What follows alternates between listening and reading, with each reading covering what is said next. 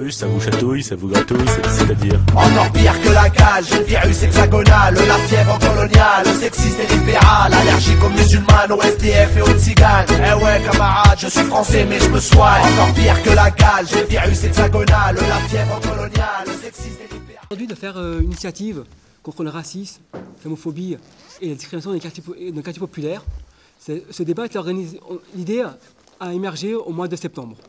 On s'est dit quelle date? Une date qui s'imposait à nous, c'est le 21 février. Pourquoi? Comment? Qui rentrait dans le cadre de la semaine anticoloniale, qui existe maintenant depuis plus de 10 ans, qui a été une initiative qui a été faite pour concrétiser les bienfaits du colonialisme à l'époque. Et le 21 février, dans l'histoire, on remarque, c'est une date importante pour l'anticolonialisme, l'antifascisme, l'antiracisme. En effet, le 21 février 1901, l'indépendance de Cuba, certes qui après est vite fini dans les jarrons américains, pour se libérer quelques années plus tard grâce au Che et au frère Castro. Le 21 février 1915, début la bataille de la Marne, où malheureusement a servi de boucher toute une chair à canon issue des colonies d'Afrique et d'Indonésie.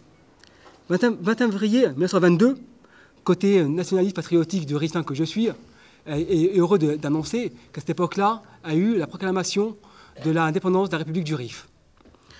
Le 21 février 1944, exécution des 22 membres du groupe Manukan, qui est une date aussi très importante pour l'antifascisme. Le 21 février 1965, assassinat de mon super-héros à moi préféré, pas un X-Men certes, mais un Malcolm X, qui en vaut tous les X-Men et tous les autres Marvel. Et surtout, le 21 février 1995, assassinat d'Ibrahim Ali par des militants du Front National. Front National qui aujourd'hui gangrène dans nos quartiers. Ici, paroisse dans toute la France, fièrement et dignement.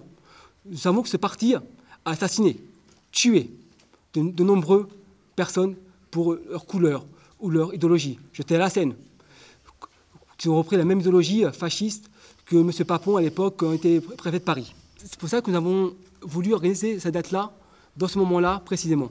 Entre-temps, au mois de décembre, il y a eu une initiative qui s'appelait « Reprenons l'initiative » contre les politiques de racialisation, comme il a dit. Et du coup, ça nous a permis de voir plus facilement dans l'avenir. Il y a eu aussi, après, entre-temps, le 7 janvier. Comment réagir? Que faire? Et aussi, aujourd'hui, j'aimerais rendre un hommage à Henri Martin, communiste, marquisard à l'âge de 17 ans dans les forces FTP, qui a fait 3 ans d'emprisonnement, militant communiste, j'ai oublié de dire, qui a fait 3 ans d'emprisonnement pour son engagement à la guerre d'Indochine. Et il est mort dans la nuit de mercredi à jeudi. Et du coup, c'est pour rappeler que tous les combats contre le racisme, le fascisme et l'impérialisme se regroupent dans, comment on appelle ça, dans quand les fleuves se rejoignent, les affluents d'un même fleuve, voilà, l'affluent d'un même fleuve. Et c'est pour ça qu'on a vu faire cette initiative-là. Viens-Saint-Georges est aussi une ville particulière. Nathalie Diner, qui est maire adjoint à Viens-Saint-Georges, qui est ici présente, conseillère générale du Val-de-Marne, ici présente, et moi-même, conseiller municipal, nous savons bien que le Front National aujourd'hui est fort à Viens-Saint-Georges. Malheureusement, ce n'est pas que le Front National est fort. Le Front National est fort parce que l'abstention est forte. Le Front National est fort parce que les gens ont peur du surclassement, se dire on baisse de niveau. Et c'est à nous de donner espoir aux gens. Mais si on veut donner espoir aux gens, il faut être utopiste. On sont utopistes. C'est pour ça que j'ai invité des gens qui sont merveilleux aujourd'hui avec moi. Il y a Mam, qui est présent. Farid, Asia. Et il y aura après Anastasia. Asia, excusez-moi. Attends pour moi. Et Saïd Mohamar qui vont prendre la parole. Et du coup, je pense que ça va être une après-midi riche en débat, en discussion.